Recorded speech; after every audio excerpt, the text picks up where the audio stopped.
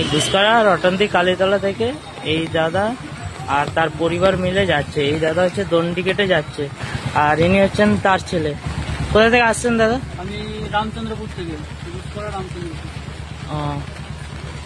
এরপর যাবো তারকেশ্বর যাবো, সকাল 8টার সময় বেরিয়েছি। হ্যাঁ, এরপর জানি না কি হবে, কবে পৌঁছাবো। তাও কতদিন টাইম লাগতে পারে? তাও না করে 1.5 মাস লাগবেই, কারণ যেহেতু আমার বাবা যাচ্ছেন তো একটু বয়স্ক। হ্যাঁ, লেগে যাবে 1.5 মাস।